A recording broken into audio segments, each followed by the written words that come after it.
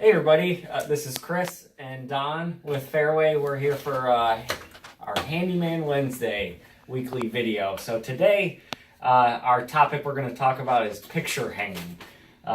We got a question from a customer actually emailed in that she was moving into a new home and looking to hang some various pictures and things on the wall and wanted to know what the best way to do that was. And we thought it was timely as JD, our office manager, had a picture hang off his wall, or fall off his wall, rather, last night.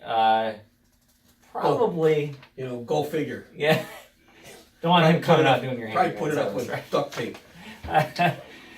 So Don's got some props here. He's going to show us some of the things we use to hang pictures and things that you can find at your local hardware store, I think, and use yourself, and makes it nice and easy and make sure they won't fall off. So, well, if you go to Lowe's or Home Depot, they have a whole area.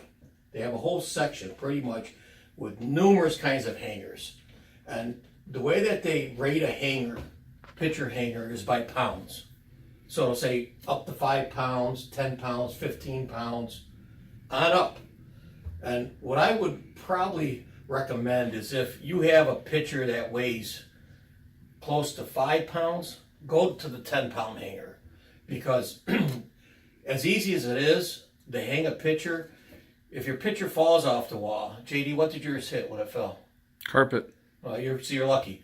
If a picture falls off a wall that has any weight behind it at all on the tile, you're probably going to crack or damage a tile. If it falls onto your hardwood floor, you're probably going to damage your floors. So I would recommend people to step up to the next highest rating of the hanger.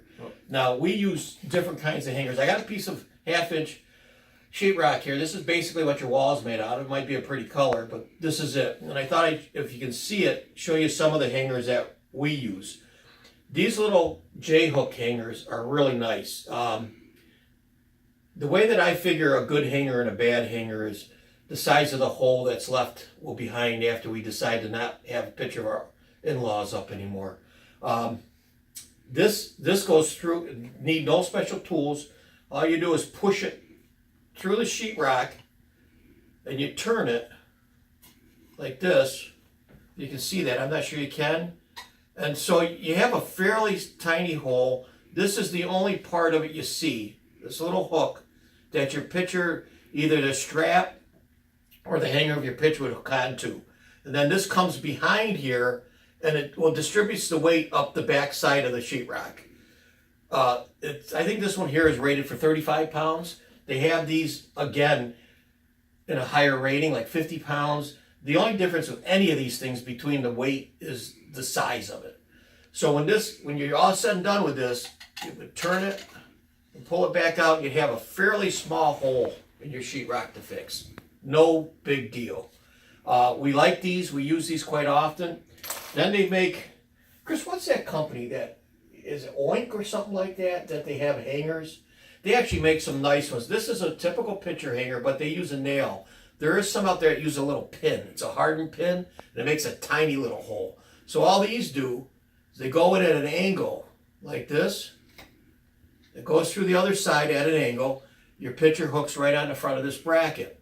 These are nice too for lighter weight stuff. They work good. you definitely don't want to hang your big heavy mirror from that or something. No, you want to really make sure your hangers are rated proper for the weight of the thing. This one up here on top, what they are, it's a... You're making a mess. It's a, what I call corkscrew. It makes a much larger hole. It goes through, you screw it in with just a basic Phillips.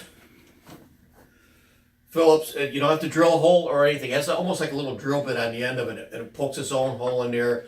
When you screw them through, they end up flush against the wall. Then you put a screw in, and what it does when the screw goes through, it breaks the backside of it, spreading it apart. Now this hanger here is rated for 80 pounds. Jeez. I actually like those a lot. I use those. There's not a problem with them when they're up there. There's not much to it. If you were to take the screw out, it doesn't show too much. You could probably patch that and paint it with that still in there. Mm-hmm. If you were to take them out, they leave a pretty good size hole. That's actually was going to be my tip is if you wanted to remove it, drive it in a little further and then patch Then it. patch over the top If of you it. take it out, it does leave it. But that would be all that all would show really. And you could pull this in farther to go into the paper of your wall and just patch over it. And the reason I like those is because they feel real solid. I guess if they're rated for 80 pounds, it makes sense. Yeah. But- So those are a few of the ones that we use around here, and I hope this helps out. You know, there's a lot of people that tell you the right height too to have a picture hung on your wall. I think they say about 60 inches to the center of the picture. There's no real rule of thumb to that. Depending on the height of the ceiling, size of whatever you're mounting, put them up wherever you like them, and you'll enjoy them more. But I hope this helps out and gives you the opportunity to, excuse me, get some pictures hung, some art hung. Yeah. And again, we had a question this week, so if anybody has any questions you'd like answered by our handyman team, be sure to call our office or send them in via email, and we'll see if we can't get those questions answered next week. The number here at the office is 919-388-2204. Thanks again.